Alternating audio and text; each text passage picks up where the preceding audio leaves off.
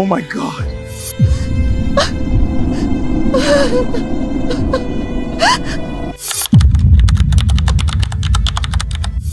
As soon as Linda opened her mouth to say I do, the world seemed to hold its breath. Before the words could leave her lips, her wig was halfway down her head. She froze with wide eyes. She threw her hands up to catch the remaining wig, but it was too late. Everyone in the church shouted as the wig slid forward and dangled, caught in someone's grip. Linda turned in shock, and there she was, her childhood friend, her former confidant, the last person anyone expected to disgrace her on such a holy day. Jesus, what is this? One elder cried out, leaping to his feet. David, the groom, stayed in disbelief, his face drained of color. Stella, have you lost your mind? He shouted. He moved quickly to shield Linda from the staring crowd. But it was already too late. Every guest could see Linda's best cap, pale, curves, and faint lines ran across it. Small round marks dotted her head like a map of secret. She looked stripped of all her glory. Linda's lip quivered. Tears pooled in her eyes. She whispered hoarsely, "Why? Why would you do this to me here?" The woman in headscarves wailed in pity. Some clutched their own head as if feeling her shame. To everyone present, Linda looked like the one betrayed, the poor bride disgraced in front of the world. But then Stella's hand shot up. She held the wig high for all to see. Inside the cap, strange stitches formed a crooked line. They were dotted with tiny letters that looked like initials. Her voice cut through the church like a blade. "Tell them where this leads, Linda. Tell them why you don't deserve this wedding." The church fell silent. Even the crying baby seemed to pause. All eyes moved between Stella's trembling hand and Linda's exposed hair. Linda's mother jumped up from the front pew. "Stella, you wicked girl! How dare you shame my daughter like this?" But Stella didn't back down. Her eyes were red with tears, but her voice was steady. "Ask her about Anita, Mama. Ask her about the sister she claimed to love so much." David looked confused. What does Anita have to do with anything? "She's missing. We've all been praying for her return." Stella laughed. But it was a bitter sound. "Missing? Is that what Linda told you?" She turned to face the entire congregation. Her voice grew louder. "This wig has a story to tell, and if Linda won't tell it, then I will." The pastor tried to restore order. "My daughter, this is not the time or place." "When is the time?" Stella interrupted.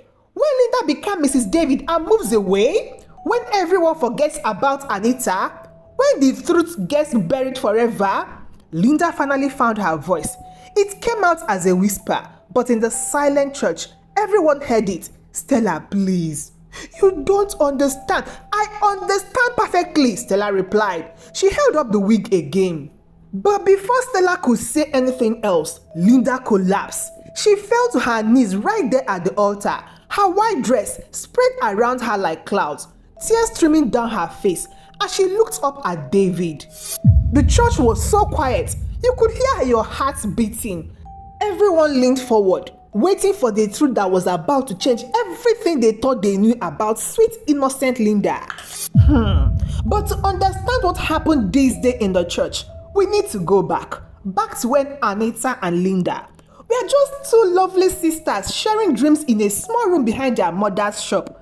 Anita was the older one by 3 years. She was tall and confident, with a smile that could light up any room. When she walked into the market, traders would call out her name. When she spoke in church, people listened. She had that kind of presence that made you feel like everything would be okay. Linda was different.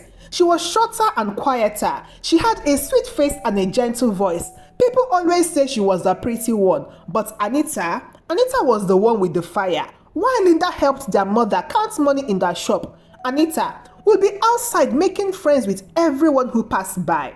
Their mother, Mama Anita, loved both her daughters, but anyone with eyes could see that Anita was her pride and joy. "My first daughter," she would say with a smile, "the one who opened my womb, the one who made me a mother." And the town loved Anita too. She was the girl who organized the youth programs at church, the one who helped settle disputes between neighbors, the one everyone expected to marry well and bring honor to the family. Linda watched all this with quiet eyes and a gentle smile. She never complained. She never showed jealousy. She was just sweet Linda who helped with everything and never caused trouble. The two sisters shared everything. They shared clothes and secrets. They shared the small mirror in their room where they would practice dancing of church programs. They shared dreams about their future husband and the families they would raise. "I want to marry a tall man," Anita would say, braiding Linda's hair by lamplight. "Someone who can reach the top shelf without a stool," Linda would laugh. "I want to marry someone kind, someone who will love me the way Papa loved Mama before he died." They had their own little rituals. Every Sunday after church, they would walk to the river behind the town. They would sit on the big rock and talk about everything that happened that week. Anita would tell Linda about the boys who tried to talk to her. Linda would share the quiet observations she made about people in the church. "You see everything, Linda," Anita would say. "You notice things I missed completely." And it was true. Linda had always been the watcher. While Anita was busy being social and popular, Linda was studying people, learning their habits, understanding their weaknesses. But back then, it seemed like a harmless gift. The sisters had different talents too. Anita could sing like an angel. Her voice would make people cry during praise and worship. Linda was good with her hands. She could sew and cook and fix things that were broken. She was the one who helped their mother keep the shop running smoothly. "We make a good team," Anita would say. "You are the hands and I am the voice." But as they grew older, the difference between them became more obvious. Anita attracted attention anywhere she went to. Young men would find excuses to visit their mother's shop just to see her. Church elders would praise her during testimony time. Even the pastor's wife would point to her as an example for their young daughters. Linda remained in the background, still sweet, still helpful, still watching everything with those quiet eyes. Then David came to town. He was a teacher at the new government school. He was educated and well-spoken. He had a steady job and good prospects. Every mother in town started cooking special meals, hoping he would notice their daughter. But David noticed Anita first. He would come to the shop to buy small things he didn't really need. He would linger after church to talk to her about the sermon. He would offer to walk her home when it got dark.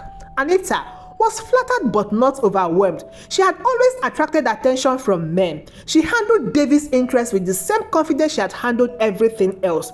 "He seemed nice," she told Linda one evening as they prepared for bed. "But I'm not ready to get serious with anyone yet. I want to finish my sewing course first, maybe even learn to drive." Linda nodded and smiled, but something flickered in her eyes, something too quick to catch. "What do you think of him?" Anita asked, genuinely curious about her sister's opinion. Linda was quiet for a moment. Then she said, "I think he's looking for someone to settle down with, someone to be a wife and mother. Are you ready for that?" "Not yet," Anita admitted, "but maybe someday." What Linda didn't say was that she had noticed David too. She had watched the way his eyes followed Anita around the church. She had seen how he tried to impress her with his education and his plan for the future. And somewhere deep in her heart, she had started to wonder, what if it would feel like to be the one he was looking at? But she kept this thought to herself. She was Linda, the sweet one, the one who never caused trouble or competed with her sister. The whole town started talking about when David would propose to Anita.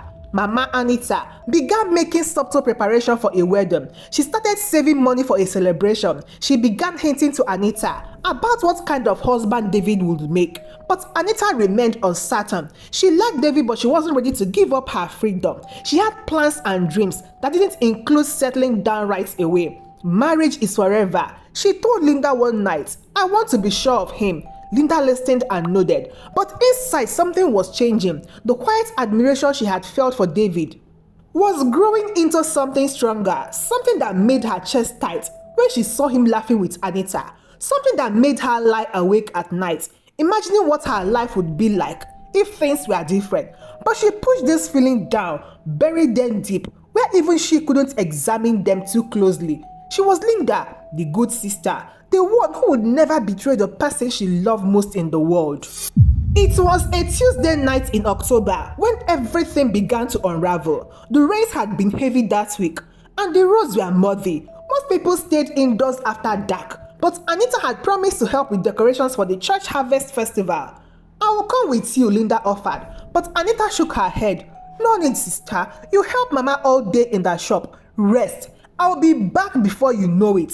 Linda watched from the window as Anita wrapped her headscarf against the drizzle and walked towards the church. The lamp lighting made her sister's figure glow like something precious and untouchable. That was the last time anyone saw Anita alive and free. When she didn't return by midnight, Mama Anita began to worry. By dawn, when Anita's bed was still empty, the worry became panic. Linda was the one who raised the alarm. She ran through the town, calling on neighbors to help search. Her voice cracked with voice, and she explained that Anita had never come home. She said she was going to the church. Linda told the growing crowd of searchers she should have been back hours ago. The pastor confirmed that Anita had never arrived at the church. The decorating community had waited for her, then given up when the rain too got heavy. She must have changed her mind and gone somewhere else, someone suggested. But where? Anita wasn't the type to go anywhere without telling someone. She was responsible, reliable, the kind of person who always kept her promises. David was frantic when he heard the news. He joined the search parties that combed every street, every path, every possible place Anita might have gone to. He checked with all her friends, all the families she might have visited. Nothing. It was Linda who found the first clue. 3 days after Anita disappeared, she was walking by the river where the sister used to talk. She claimed she was praying, asking God to bring Anita home safely. That was when she spotted something blue caught in the bushes near the water's edge. Anita's headscarf. She cried out, pulling the wet fabric free from the thorns. The search team rushed to the river. They dragged the water and searched both banks. They questioned everyone who lived nearby. Had anyone seen Anita by the river that Tuesday night? An old fisherman remembers seeing a young woman in blue walking towards the river around 9 o'clock, but it had been raining and dark, so he couldn't be sure it was Anita. Maybe she fell in, people whispered. The water was high that night from all the rain, but Linda shook her head fiercely. "My sister knew how to swim. She wouldn't just fall in and drown. Something happened to her. Someone took her." Her tears seemed so genuine, her grief so raw. Everyone's heart went out to sweet Linda, who had lost her best friend and only sister. The police came from the big city to investigate. They asked questions and took notes, but they didn't find any real evidence of foul play. As far as they could tell, a young woman had gone out in the rain and somehow ended up in the river. Tragic, but not uncommon. These things happen. The lead officer told Mama Anita, young people made poor choices, bad weather, slippery path, accidents occur, but the family refused to believe it was just an accident. Mama Anita offered a reward for any information about her daughter. David spent his savings hiring a private investigator. Linda organized prayer vigils and search parties that went on for weeks. The whole town rallied around the grieving family. Women brought food. Men gave up their Saturdays to search the surrounding forest. The church held special services asking God to bring Anita home or at least give the family peace about her faith. Through it all, Linda was the perfect sister. She comforted her mother when the older women collapsed in grief. She thanked every volunteer who helped with the searches. She stood strong when others broke down, always hopeful that Anita would return. "I feel her," Linda would say with tears in her eyes. "Somewhere out there, she's waiting for us to find her. She's not gone. I would know if she was gone." David was deeply moved by Linda's strength and devotion. He started spending more time with the family, not as Anita's teacher, but as a family friend offering support. "Your sister is lucky to have you," he told Linda one evening as she served him tea in their small parlor. Linda blushed and looked down. "We promised each other we will always take care of each other, even when we are apart." It was such a sweet, sad thing to say. David felt his heart ache for this gentle girl who was holding her family together in their darkest hour. As the weeks turned into months, the search efforts slowed down. The police closed their investigation. The private investigator ran out of lists to follow. People began to accept that Anita was really gone. probably dead, and that they might never know exactly what happened to her. But Linda never stopped hoping. At least, that's what she told everyone. Every Sunday, she would visit the river where the headscarf was found. She would sit on the big rock where she and Anita used to talk, and she would pray out loud for her sister's safe return. People would see her there, and their hearts will break. Such devotion, such love, such faith in the face of tragedy. David began to accompany Linda on this Sunday visit. He said it helped him feel close to Anita's memory. Linda will share stories about their childhood, about the dreams Anita had shared for her future. You know she wanted to learn how to drive, Linda would say with a wistful smile. She said women should be independent and strong. She was certainly that. David would agree. Independent and strong and beautiful. Yes, Linda would whisper. She was all of those things. But as spring came and went, and summer returned without any sign of Anita, something shifted in David's visit to the river. He began to notice Linda more, really notice her. She was different from Anita, but she had her own appeal. Where Anita had been bold and confident, Linda was gentle and thoughtful. Where Anita had talked about independence and dreams, Linda seemed content with simple things: family, home, the quiet pleasures of caring for people you love. You are a special person, Linda, David said one Sunday as they walked back from the river. Anita always said you are the heart of the family. Linda's cheek flushed pink. She said that many times. She said you saw things other people miss. You understood things that others couldn't grasp. Linda was quiet for a long moment. Then she said, "Sometimes I wish I understood less. Sometimes I wish I could just be simple and happy like other people." David stopped walking. He looked at her with new eyes. "What do you mean?" But Linda just shook her head. "Nothing. Just grief makes you think strange things." That night, David lay awake, thinking about Linda's word. There had been something in her voice, something deeper than grief, something that sounded almost like guilt. But that was impossible. Linda had done everything possible to find her sister. She had been devastated by Anita's disappearance. She was still devastated. Months later, wasn't she? By the time the first anniversary of Anita's disappearance approached, David had made a decision that would have shocked everyone who knew him a year earlier. He was going to ask Linda to marry him. It hadn't happened all at once. There had been a gradual awakening, like dawn breaking slowly over the horizon. Week by week, month by month, he had found himself drawn to Linda's quiet strength and gentle spirit. Where Anita had been a bright flame that everyone could see from far away, Linda was like a steady candle that warmed you when you came close. Didn't demand attention, but she rewarded it. Didn't make grand gestures, but she was always there when you needed her. And she had been there for him through this grief, patient and understanding, never pushing, never demanding, just present, a calm harbor in the storm of loss and confusion. "I think Anita will want us to be happy," Linda said one evening as they sat on the porch of her family's house. Mama Anita was inside sleeping peacefully, as she did most nights since her daughter's disappearance. "Do you think she would approve?" David asked. "Of us, I mean." Linda was quiet for a long moment. In the lamplight, her face looked serene and sad at the same time. "I think she loves us both. I think she would want us to take care of each other." When David proposed a month later, Linda cried. But there were tears of joy mixed with sorrow, and everyone understood. It was bittersweet, finding love in the shadow of such loss. Mama Anita was initially hesitant about the engagement. It felt too soon, too complicated. David had been Anita's suitor first, but Linda was her only remaining daughter, and David was a good man with a secure future. In a world where so much could go wrong, it seemed wise to accept this blessing. Anita would want her sister to be cared for, she finally said, giving her blessing to the match. The engagement was announced quietly, without fanfare. It didn't seem appropriate to celebrate too much with Anita still missing, but the community approved.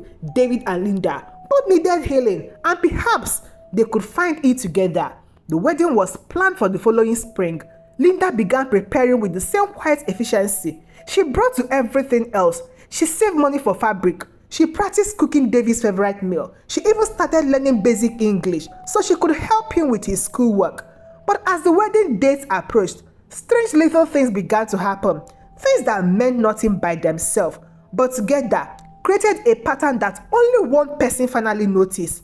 That person was Stella. Stella had been Anita's best friend since childhood. She had been one of the most dedicated searchers. When Anita disappeared, she had organized fundraisers for the reward money and prayer vigils for Anita's safe return. But lately, Stella had been watching Linda with growing suspicion. It started with small observation. The way Linda seemed more relaxed now than she had in the weeks immediately after Anita's disappearance. The way she had stopped mentioning certain details about her sister's plans and dreams. The way she had responded to questions about that last night. Linda, Stella said one day, when they meet at the market, do you remember what Anita was wearing the night she disappeared? Beside the blue scarf, I mean. Linda paused in her examination of tomatoes. Her church dress, the yellow one with the white flower. Are you sure? Because I remember her changing her clothes when she got home from the shop that day. I saw her hanging the yellow dress back in the wardrobe. Linda's hand still. Maybe I'm misremembering. It's been so long. But Stella had a very good memory and she began to pay closer attention. She started asking other people about their memories of that night. She revisited places where the search parties had looked. She even went to the river where the headscarf had been found and studied the area more carefully. And slowly, a different picture began to emerge. The old fisherman, when questioned again, admitted he wasn't actually sure he had seen anyone by the river that night.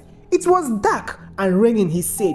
Could have been a person, could have been a large dog, could have been nothing at all. The headscarf, when Stella examined it closely, didn't look like it had been in the water very long. The fabric was stained and torn, but not in the way you would expect from something that had been submerged and then caught in branches.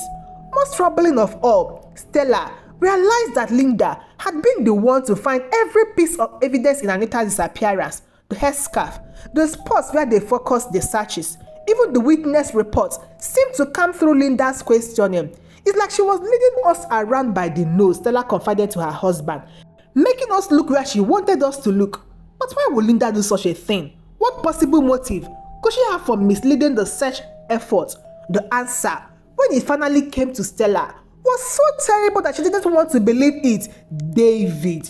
Linda had been in love with David. Maybe she had been in love with him from the beginning, even when she was courting Anita.